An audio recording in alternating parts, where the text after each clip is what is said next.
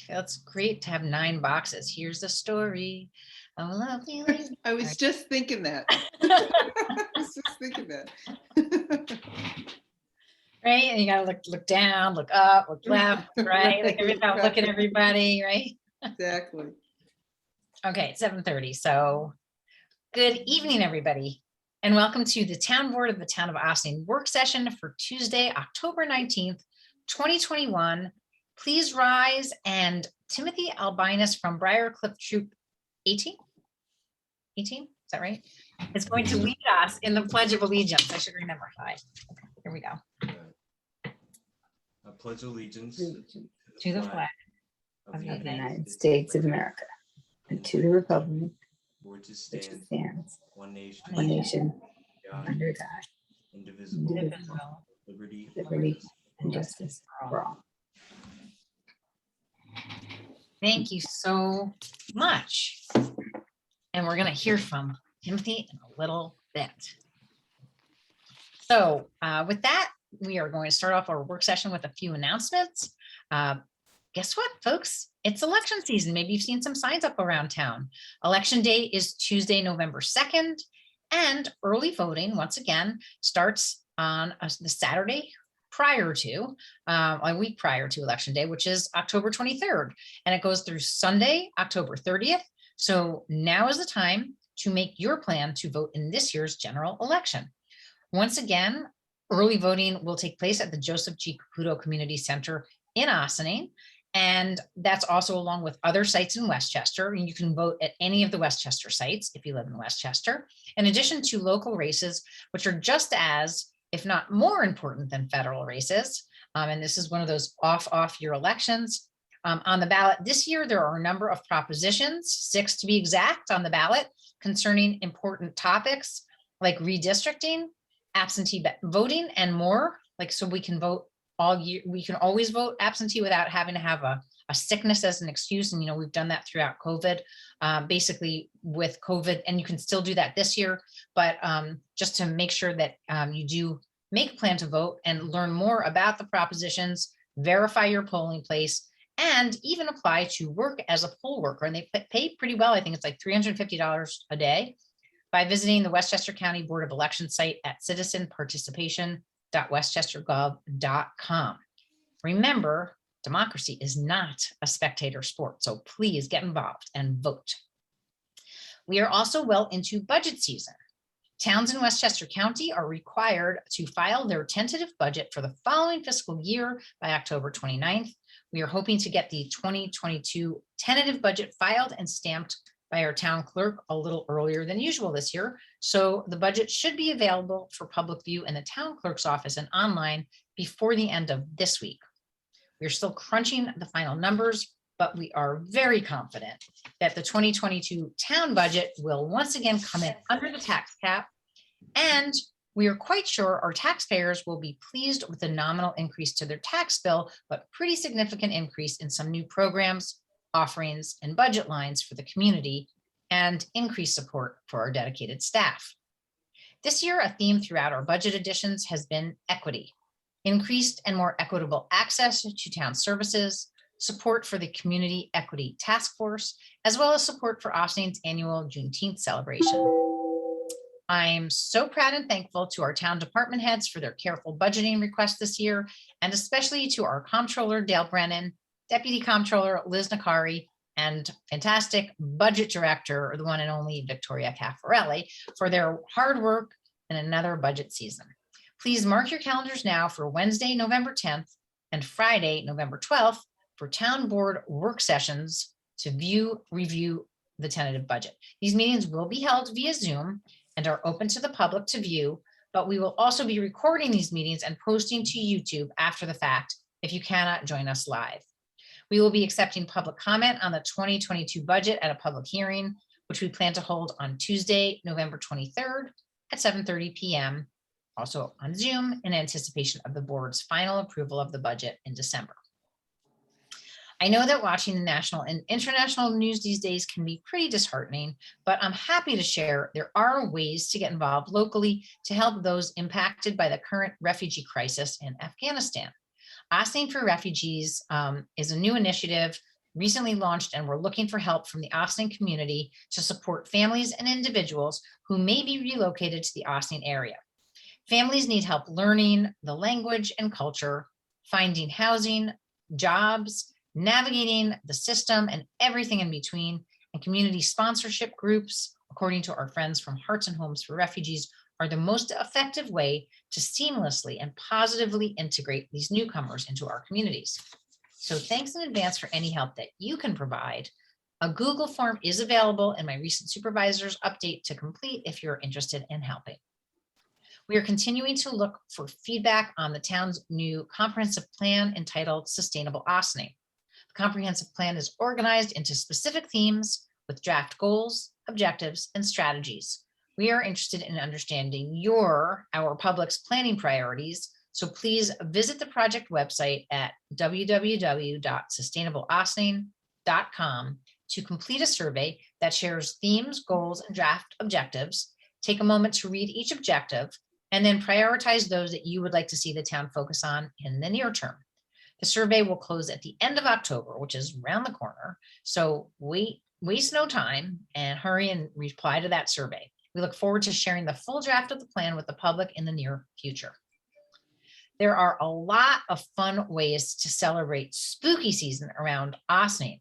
This evening, we did a little celebration. It wasn't too spooky, but we were at our historic Dale Cemetery with the Westchester Municipal Planning Federation folks and people from zoning and planning boards around Westchester to talk a little bit about our recently announced achievement award that was awarded to the town of Austin for the work, the restoration work that we did on the superintendent's cottage at Dale Cemetery. And we got a chance to talk about what it's like and why it makes sense to take care of our municipal cemetery, our historic cemetery. And it was really quite wonderful. We had our friends from Austin Historic Cemeteries Conservancy, Jane Botticelli and Patty Bassick, who actually had a wonderful event this past weekend with jazz from some of our young and talented musicians. And then this evening, we got to talk a little bit about the restoration, the heritage trail that goes through the cemetery, and all the great work that our cemetery superintendent, AKA Highway Superintendent Pete Connolly, and his staff do to keep the cemetery looking so great. Also, shout out to Stephen Tilley, architect, and Stephanie Reinert, as well as Tom Clements from Clemco. I know we've talked a lot about it, but there were lots of praises this evening under the full moon at Dale Cemetery, and it was quite a wonderful event. There are a lot of other ways to celebrate spooky season around Austin besides taking a stroll through the cemetery at night. And on Friday, October 22nd from 6:30 to 8 p.m., Austin Recreation is hosting a Halloween event for children with disabilities and their caretakers. Come for snacks, Halloween activities, and camaraderie. The Austin Police Department is also partnering with the Rec Department for a pumpkin patch at Nelson Park next Friday, October 29th from 4 p.m. to 8:45 p.m. Pick a pumpkin, enjoy some donuts and cider, and the great news, it's all for free. Register for both of these fun events at villageofaustin.org. Continue the Halloween fun next weekend by stopping by Risco Music's Rocktober Halloween Trick or Treat from 6 feet on Saturday, October 30th from 2 to 4 p.m. at Mike Risco Music on Upper Croton Ave. Masks are required, of course, because it's Halloween, you guys. And there will be prizes. Oh, yes, also that other reason. And there will be prizes for best costumes. There will also be a little bit of reverse trick-or-treating going on. Bring a donation of a new hat or gloves to this event to contribute to the Keep Warm drive to help a neighbor in need. That is it for my announcements this evening. Do my board colleagues have anything to add? The Briarcliff Fire Department has their inspection this Saturday. If anybody wants to go check out all the fire trucks, they'll be shined up and looking their best Saturday evening. We've 7 o'clock was the inspection, the actual inspection. So And that's thanks for fine. that reminder. Okay. And anything else? Okay, so hearing none, we have our work session topics this evening, and up first is Mr. Timothy Albinus, a Boy Scout and Troop 18 at Briarcliff, and he is working towards earning the rank of Eagle Scout. For his Eagle Scout project, he's proposing a project to take place at Sparta Cemetery, which is owned by the town. Timothy, we are very much looking forward to hearing your interesting idea for a project. Your name did come up this evening at our event with Ms. Botticelli, who said that you might also be her neighbor. We know that you've participated in many of the gravestone cleanings over the years, and you really do get so much enjoyment out of it. So we're really looking forward to hearing a little bit about your project proposal. So the microphone is all yours, the Zoom microphone. All right. So I made a whole slideshow about my project. Okay. Hold on, I gotta get it working. Do you want to share your screen and Ms. Caffarelli, is that something that he can do? Yeah. Yes, he can. Fantastic. Can you see my screen? Mhm. Yes. Okay. So, hello everybody. This is my Eagle Scout project. So, my name is Timothy Albinus. I'm an Ossining resident and a Life Scout in Troop 18 Briarcliff. I've volunteered for the Ossining Historic Cemetery Conservancy since I was in the 8th grade, and I've cleaned a lot of gravestones over the years. And both Dale and Sparta Cemetery. So Sparta Cemetery is a very old cemetery and very historical, and has a lot of the founding families of Ossining. However, there are currently no organized and comprehensive directory of the grave sites. So my project is to do just that, add a foundation for an easy to use directory of Sparta Cemetery. So this is my full out plan for it. So create a grid system of the cemetery using low profile survey markers and an aerial drone. Number each grid and count all grave sites so each buried person can be listed in an online directory by the OHCC.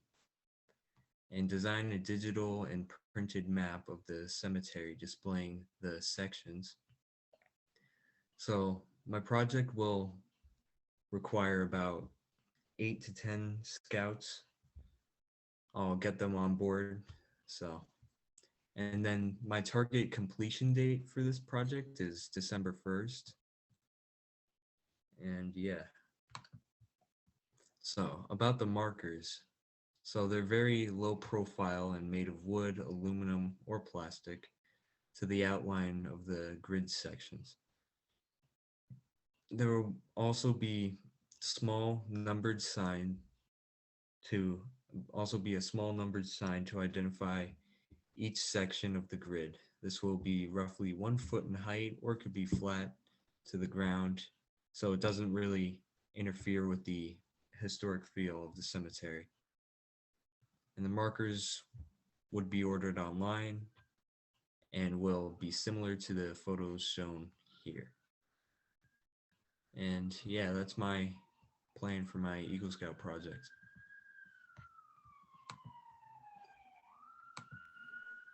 All right, fantastic. Are those all the slides, or do you have more? Is that it? That's it. Okay, fantastic. What is the little paintbrush? Huh?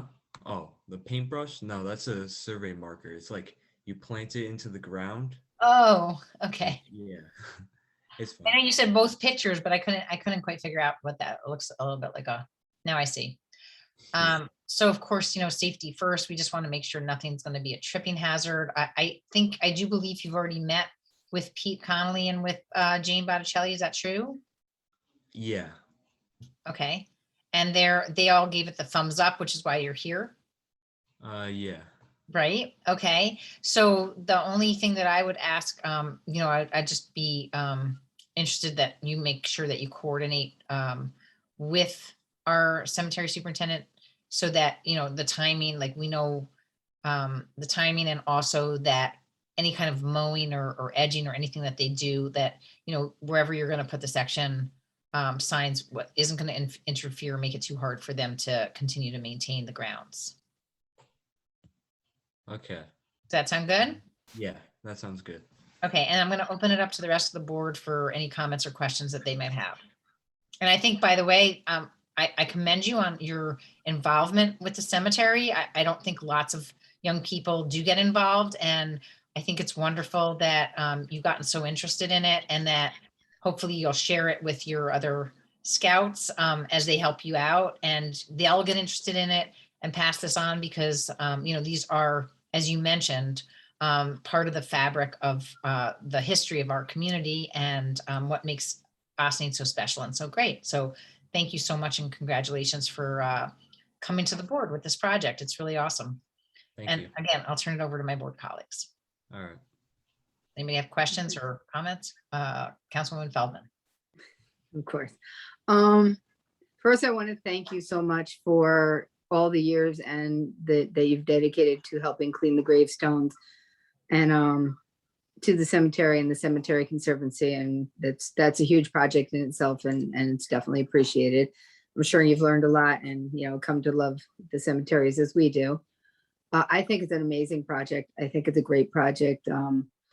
Not only for the families of the deceased, but for people who are interested in history, to be able to really go and, identify which grave is which easily. Thank you. I'm looking forward to seeing it. Thank you. Any other questions? You want to stop sharing the screen now, and we'll just be able to see everybody at once. Any other questions or comments? Mr. Welcher, Councilman Welcher, are you trying to say something? I think you're muted.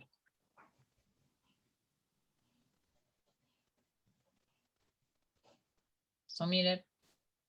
Nope, one more.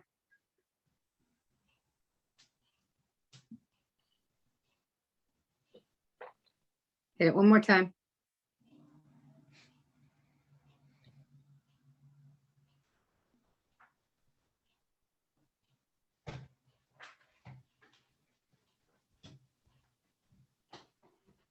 Victoria, you can't unmute him. No. Jesse. Just, He had it for a second. oh, you had it for a second. Just push it once where it says mute, unmute. You see it? No. Okay, we're gonna come back to you. Anybody else? Anybody? Okay, we cannot help you. Okay, we're gonna get your comment soon. Oh, here we There it go. is. Okay, oh, There you don't. go. Okay. I didn't have a lot of comment. I just wanted to say thank you, because he's been around for a while doing this work. So good luck and God bless. Thank you. Couldn't have been around that long. I mean, you're under 20, aren't you? You know, But you have been doing it since 8th grade, so that's pretty impressive. yeah, and that's a pretty long time. It's a good percentage of your life, that's for sure. Very impressive. Thank you. Okay, is there anybody else who has anything else to say to Mr. Albinus? Says thank you, and we're excited for this project. I think it's fantastic.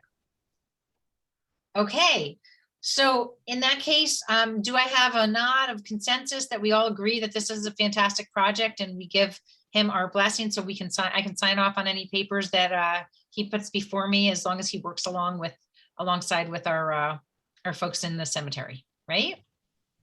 All right, all those nodding heads in your direction, Timothy. Thank you so much. And we will follow up with an email so we can get whatever necessary paperwork that you need for the Eagle Scout project, okay? All right. Thanks so much. And you're welcome to stay on if you'd like, or you are also welcome to get on with your homework or whatever else you have to do tonight. Thank you and good night. Have a great night. Thanks so much. Okay, so up next, we have our wonderful receiver of taxes, Ms. Honorable Holly Perlowitz with us. Holly and her team recently wrapped up collection on the first half of the 2021-22 school taxes. So we're looking forward to hearing how things went. Great. All right, thank you. I'm going to ask Victoria to share a screen of the sort of overall collections and how we did. So thus far, if we start with the school bill, which is right in the center there, the first installment, we have collected 98.1%, which is awesome, ahead of last year. And I honestly just sent out our delinquent letters on Friday, and I'm already getting phone calls, and they're nice phone calls. They're phone calls like, I forgot, and I'll send it in. And of course, the antidote to that always is to sign people up for our email alerts, which give them reminders. Again, life just gets really busy, but 98.1% is great. And I have to say it was a very smooth collection. We have what we call our satellite office down on the first floor, and it's almost like home to us. We've set it up so we're kind of organized down there. We have some ideas about a couple of little changes that could be made that would make it easier, and silly things like just more space for people to write out checks, and perhaps some easier way to communicate through plexiglass. But everybody was fine. I didn't get any complaints, and it was smooth. I mean, it still is the same way, payments trickle in the first 3 weeks, and then that last week is intense. But it's okay. We like it. And have an expression that there's never a bad day in the tax office. No such thing as that. And so things went well.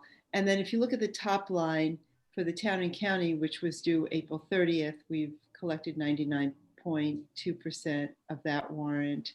And as I'm sure you know, but I indicated down on the bottom that in July of 2022, whatever any of the taxes that haven't been collected on these two warrants will turn into liens. So I'm sure I'll be back after the January collection so that we can catch up on that as well. But that's the path that they go.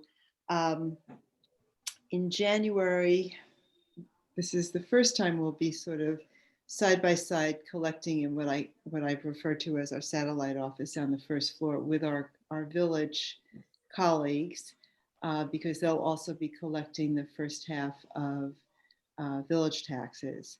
So I'm sure it'll be fine.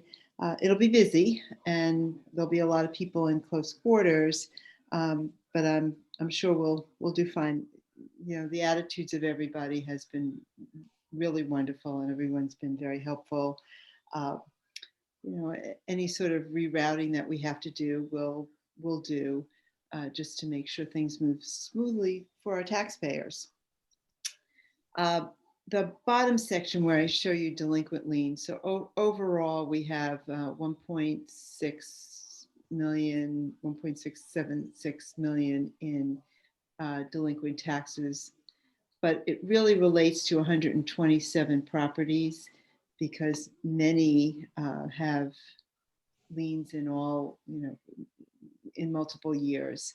I have distributed to you the more detailed version of that, just so if you wanted to take a look at the individual taxpayers, you certainly can go ahead and do that. But we make progress every single month. We do get payments all the time on the liens. There's a lot of communication. There's a lot of letters from me on a regular scheduled basis that go out to just remind people. And I will tell you that I do get phone calls just saying that they're working on it, that they're, either something has happened in their lives and they're working on it. Some people do decide that, it's the right financial decision for them to consider selling. I also want to say that we have 10 payment plans, and the payment plans are working. We have 10 right now. We've had, I believe, 5 over the last, the last 6 months that have completed their payment plan and are current. So I think the board should feel really good about that, because it helped people and they were able to get on their feet and are now going to, I believe, I hope, will keep up with their tax payments, and we gave them a way to do that. So overall, things are great. I'm opening it up to any questions, and I appreciate the time to give you the update. Thank you so much. Ms. Hurwitz, I'll just open it up to the board, my board colleagues, if anybody has any questions for Holly or anything that you want to mention. Thank you again for doing a terrific job. We know that our taxpayers, for as much as anybody doesn't like paying taxes, paying them to you, somehow you make them feel better about it. I don't know how you do it, but you do. And we're very appreciative of that, and your whole staff as well. Did you say that 5 people paid off their payment plans? Yes. Oh, awesome. Yeah. Great news. It is. They have to pay it off in 24 months. So we did have a flurry of putting some on, and that's why they paid off at the same time. But it feels good. Feels good for them and for us. Absolutely. I'm glad to see they're working and that Yeah. it's helping people get, out from under and keep their homes. So I actually had a tax receivers meeting today with other Westchester tax receivers. We have an association, and we met, and that was a big discussion, because not all of them offer that, and we've had a lot of success in it, and it's come up in conversation. So I'm hoping that other areas, other towns consider it as well. nice. We like to be the leaders. And we know it's more work for you too, but we do appreciate it because it is, able to keep people in their homes. So Yeah. anybody else have any questions? If not, we're very grateful for you taking one of the early rounds of departmental reports in this round of departmental reports. And you always step up, and we're happy to talk to everybody. We appreciate it, even though it's just, I think, a week after, or is it 2 weeks after? I guess it's closer to 2 weeks after. Yeah. And look forward to hearing again from you in the not too distant future. Okey So, doke. thank you. Stay healthy and warm. Yes, that's the plan. Night. Good night. And up next, and of course, you can always stay with us too. We love I that. am. Okay, sounds good. Up next, the town of Austin recently received $33,750 in grant funding through the Department of Environmental Conservation's Urban and Community Forestry Program to support tree maintenance at Ryder and Engle Parks. Victoria Caffarelli has been working with the town's consulting arborist, Craig Stevens, to get this project underway. And the next step is to prepare specifications for a competitive bid to determine the contractor to complete this project. Victoria, I'm going to turn it over to you to give the board and the public some more background and detail on this project and what we can expect next. Okay, thank you. Yeah, so this is our third grant that we've received from the Urban and Community Forestry Program through the DEC. The first two grants we received were to complete a phased tree inventory through the entire unincorporated town. So the first inventory focused on Engle Park and streets that we had been identified in the Millwood Austining Go plan as sort of a first phase. And then the second phase covered the remaining parks and the remaining town highway right-of-ways in the unincorporated town. And part of what we got out of these tree inventories was basically a maintenance plan. It was a ranked plan of trees that needed to be maintained either through pruning or in some cases trees that actually need to be taken down over the course of the next couple of years. So as part of this program, they do also allow you to apply for grant funding to perform that work, which is really exciting.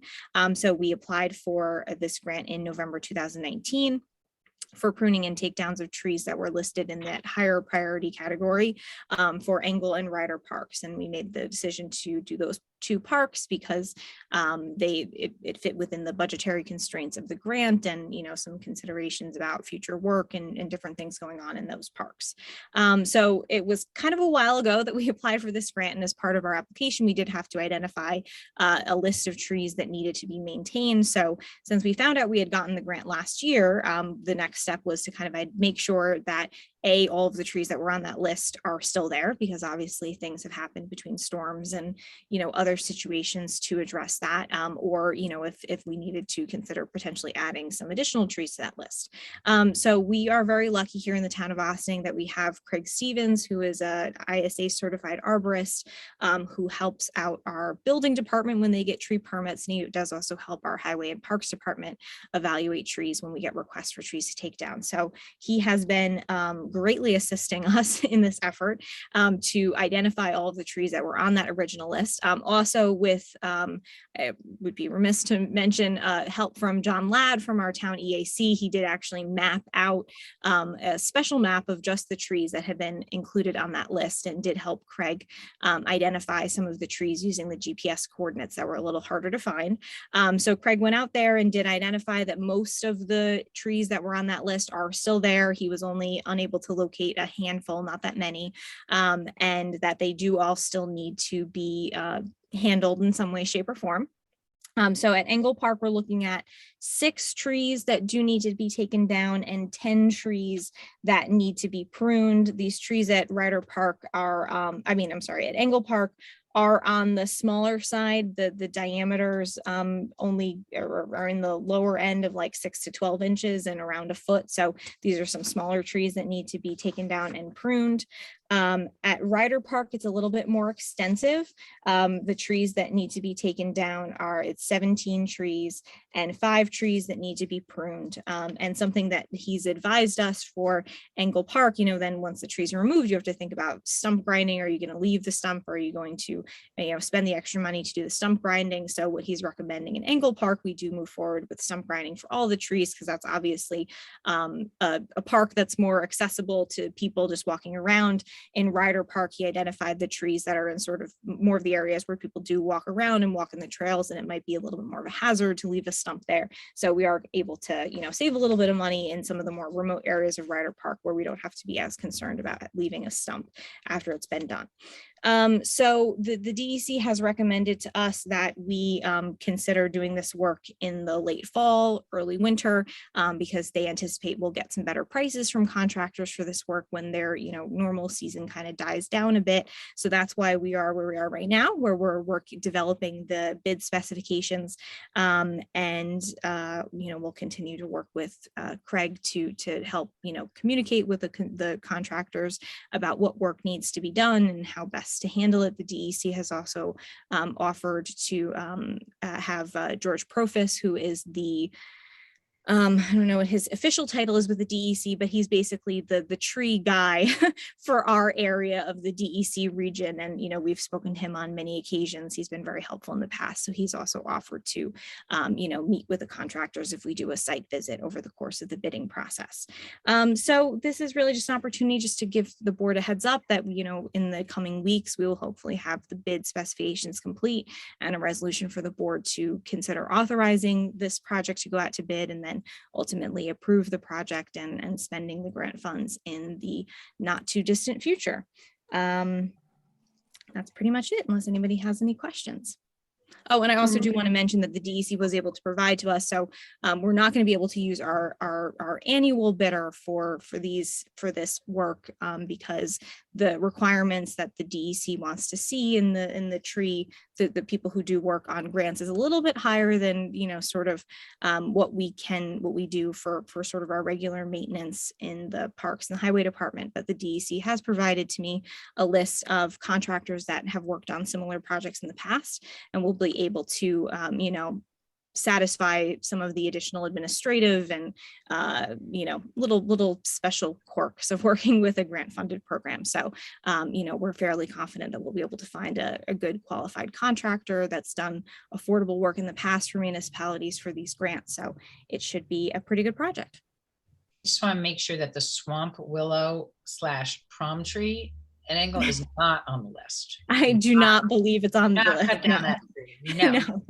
All right. No. Many of you may think of it's a weed, but that is not a weed growing out of the rocks. That is a That is a palm tree replanted and soon to be a beautiful new prom tree. yes, we will put a giant sign, do not take down Yeah. the prom tree. Exactly. I do not Exactly. mess with this. No.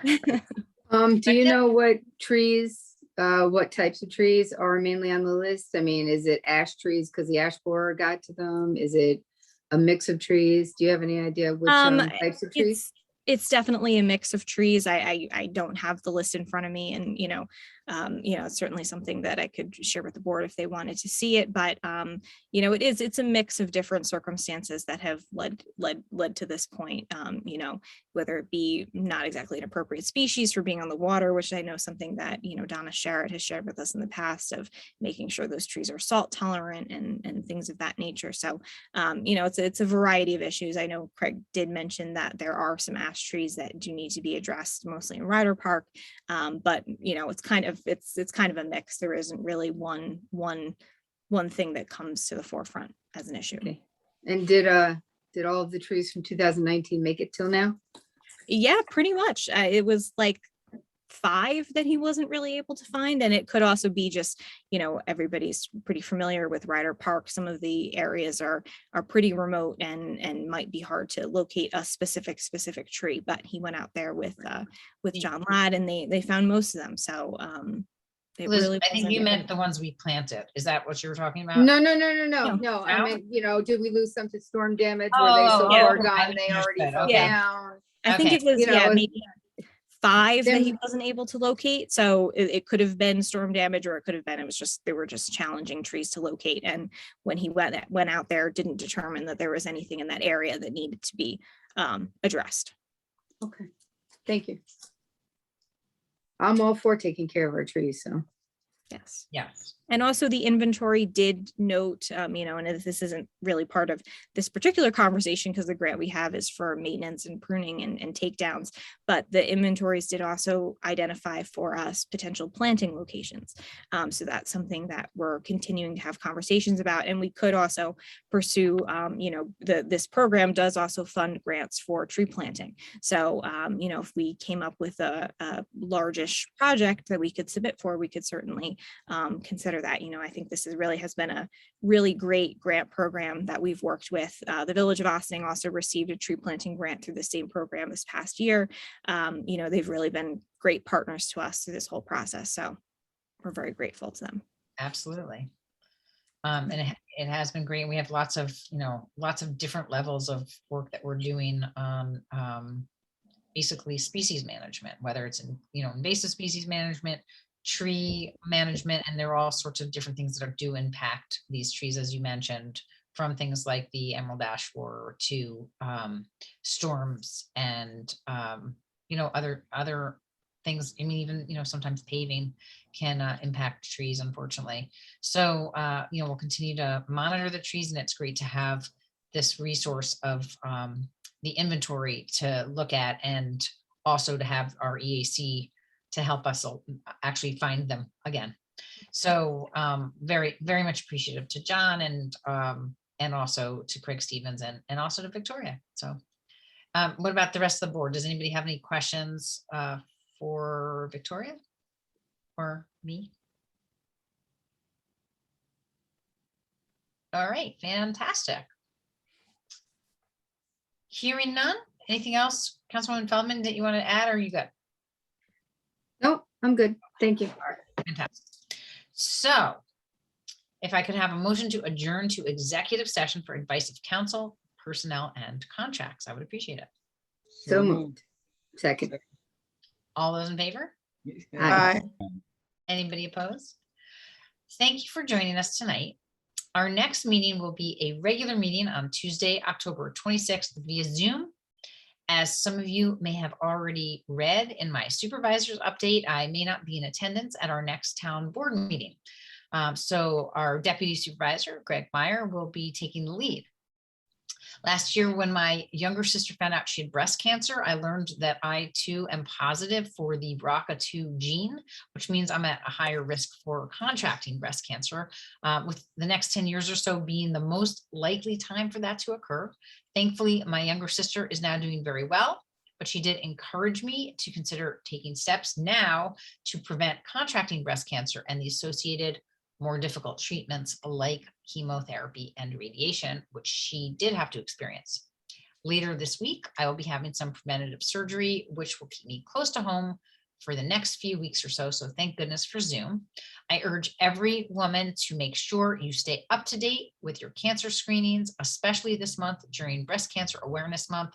It's so important that we all prioritize our health so that we can continue to do the good work that we all know we do every day, like taking care of our families, our friends, and our communities.